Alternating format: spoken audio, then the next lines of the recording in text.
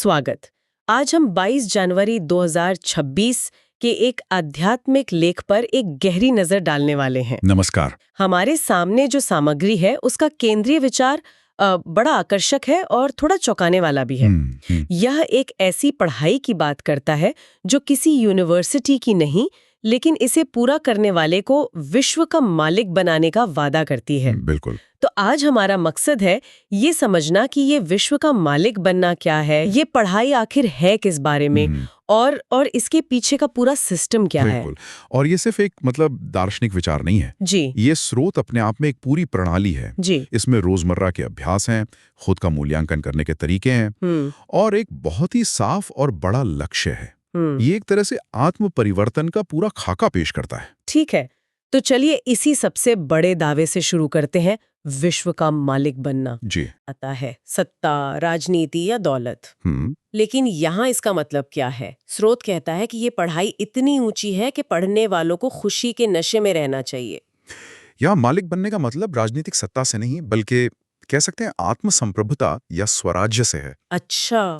विचार ये है कि जो व्यक्ति अपने मन, अपनी इंद्रियों और अपने कर्मों का मालिक बन जाता है, वो स्वाभाविक रूप से उस दुनिया का भी मालिक बनता है जिसमें वो रहता है। तो ये एक आंतरिक स्थिति है। हाँ, एक आंतरिक स्थिति जिसका प्रभाव बाहरी दुनिया पर पड़ता है। स्रोत इसे गीता एपिसोड कहता है, जो संगम युग में हो रहा है। मतलब ये एक विशेष समय है जब ये परिवर्तन संभव है। और इसमें एक दिलचस्प बात ये भी है कि ये ज्ञान लोगों को माया की नींद से जगाने का दावा करता है, जबकि बाकी दुनिया सोई हुई है।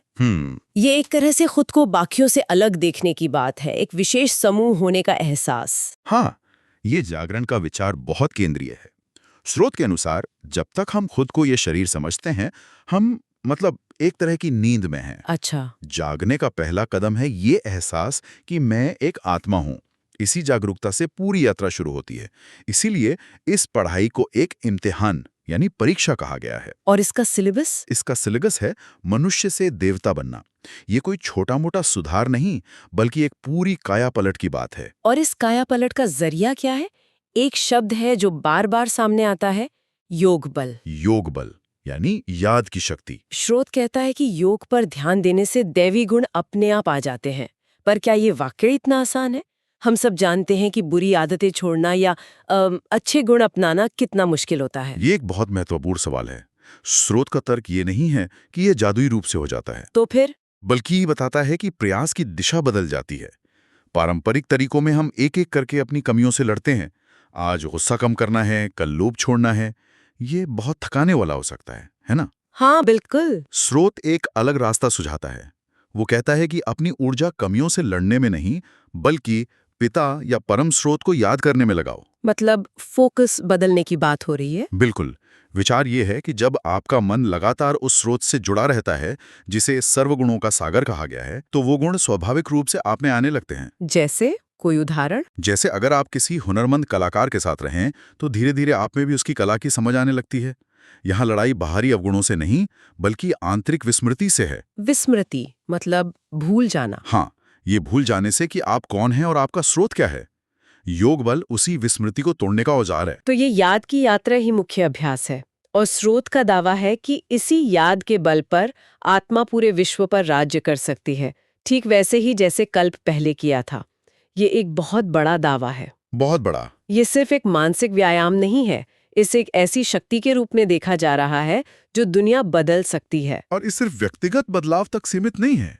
स्रोत कहता है कि इसी योग बल से पूरा विश्व पवित्र हो जाएगा, जो अभी अपवित्र माना गया है। तो ये एक व्यक्तिगत साधना है जिसका प्रभाव सार्वभौमिक है। यह एक व्यक्ति की चेतना के परिवर्तन को पूरी दुनिया की चेतना के परिवर्तन से जोड़ता है। ये एक बहुत शक्तिशाली विचार है, क्योंकि ये साधक को एक बहुत बड़ा उद्देश्य देता है। तो ये याद असल में है क्या? किसे और कैसे याद करना है? इसमें दोहरी बल्कि तेहरी याद शामिल है। पहली और सबसे जरूरी है आत्मस्मृति। अपने को आत्मा समझो। मैं एक आत्मा हूँ। हाँ, स्रोत के अनुसार जब तक हम देह अभिमान में हैं, हम पतित हैं।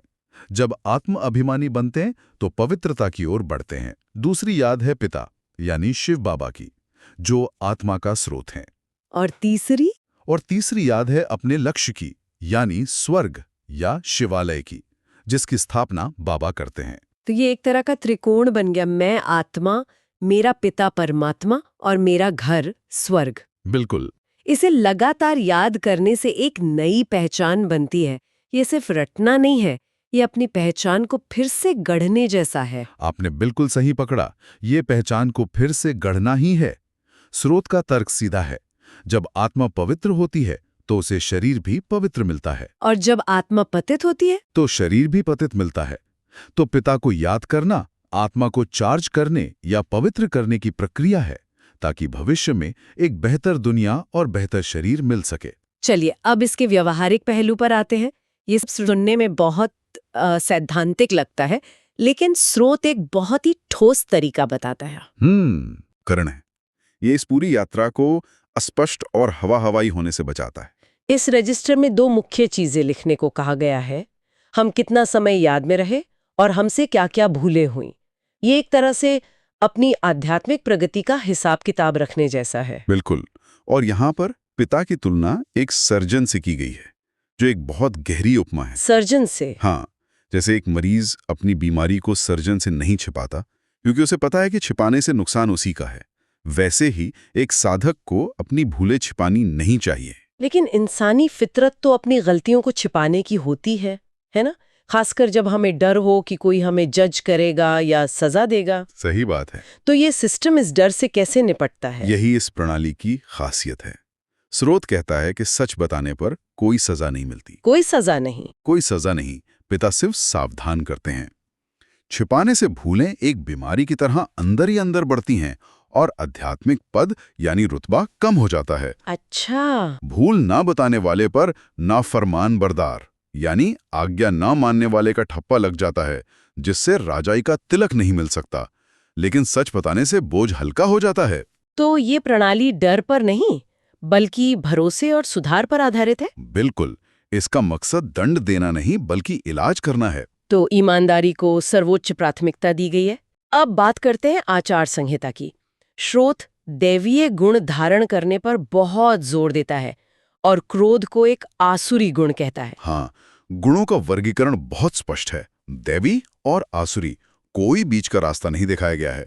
और क्रोध के बारे में जो तस्वीर खींची गई है वो बहुत शक्तिशाली है। कहा गया है कि जब कोई क्रोध करता है तो उसकी शक्ल तांबे जैसी हो जाती है और वो मुख से बम यानी बम चलाता है, जिससे अपना ही नुकसान होता है। करो जैसा उपदेश नहीं है, ये उसके विनाशकारी प्रभाव को सीधे सीधे दिखा रहा है। और ये व्यक्तिगत आचरण को सीधे बड़े लक्ष्य से जोड़ता है। लक्ष्य है यथा बाप तथा बच्चे बनना। जैसा पिता वैसे बच्चे। हाँ, जैसा पिता वैसे बच्चे।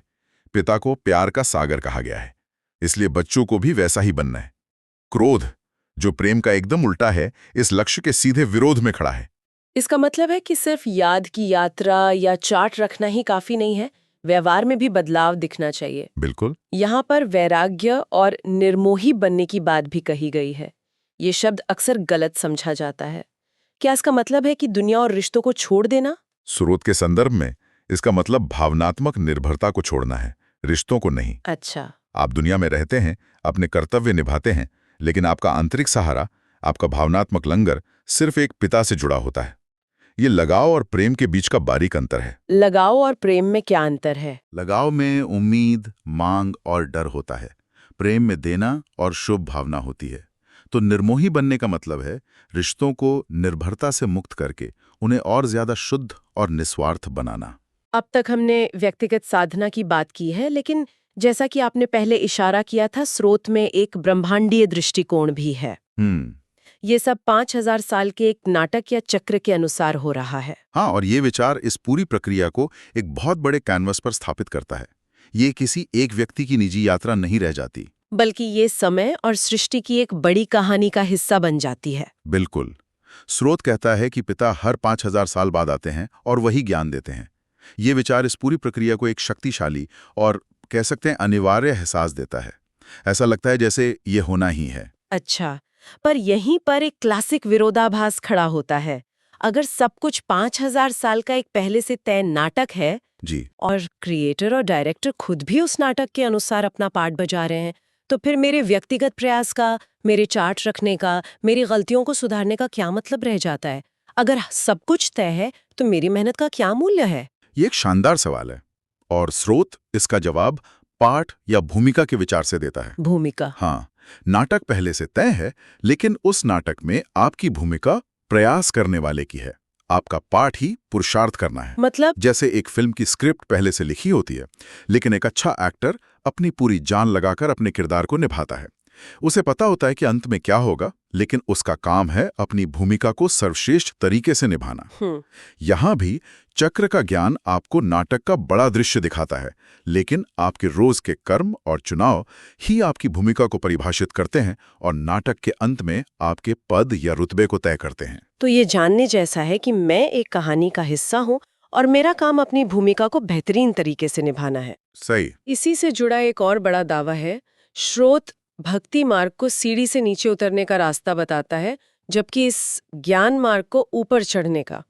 ये उन करोड़ों लोगों के लिए एक बहुत बड़ी बात है जो भक्ति को ही साधना का सर्वोच्च रूप मानते हैं। हाँ, ये एक बहुत बड़ा स्टेटमेंट है। क्या श्रोत इसका कोई तर्क देता है? श्रोत का तर्क ज्ञान और समझ पर आधारित है।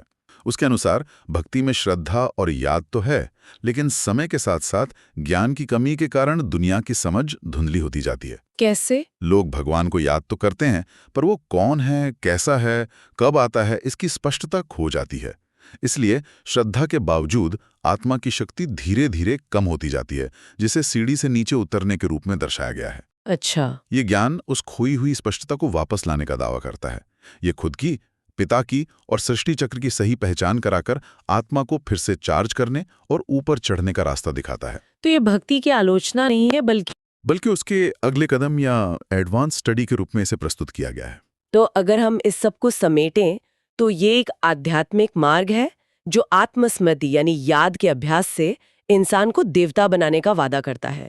इसमें आत्म मूल्यांकन के लिए चार्ट जैसी व्यावहारिक तकनीकें हैं और क्रोध जैसे अवगुणों को छोड़कर प्रेम जैसे दैवी गुणों को अपनाने की एक स्पष्ट आचार संहिता है। और ये सब कुछ एक बड़े ब्रह्मांडीय नाटक के भीतर हो रहा है, जो हर 5000 साल में खुद दोहराता है। जी। ये विचार साधक को एक निश्चितता और एक महान उद्देश्य का एहसास देता है कि उनकी व्यक्तिगत यात्रा पूरी दुनिया के परिवर्तन का एक हिस्सा है। बिल्कुल। स्रोत के अंत में एक बहुत ही सुंदर वरदान दिया गया है, जो शायद इस पूरी चर्चा का सार है। हाँ, वरदान है। याद के आधार द्वारा माया की कीचड़ से परे रहने वाले सदा चीयरफुल भाव। यानी याद के सहारे माया के दलदल से दूर रहकर हमेशा खुश रहो। हाँ, और फिर एक बहुत ही सरल उपाय बताया गया है। कहा गया है कि जब कोई भी मुश्किल आए तो बस दिल से बाबा कह दो, और ये एक जादू की तरह काम करता है। बात वहीं खत्म हो जाती है। ये बहुत सरल लगता है, शायद जरूरत से ज्यादा सरल। और यही हमें एक दिलचस्प सवाल पे छोड़ जाता है। क्या? यह विश्वास और मनोविज्ञान के बीच के रिश्ते के बारे में एक सवाल है। आखिर कब और कैसे एक साधारण शब्द या एक गहरा विश्वास सिर्फ एक तसल्ली देने वाले विचार से आगे बढ़कर मानसिक दृढ़ता और समस्याओं को सुलझाने का एक व्यवहारिक उपकरण बन जाता है।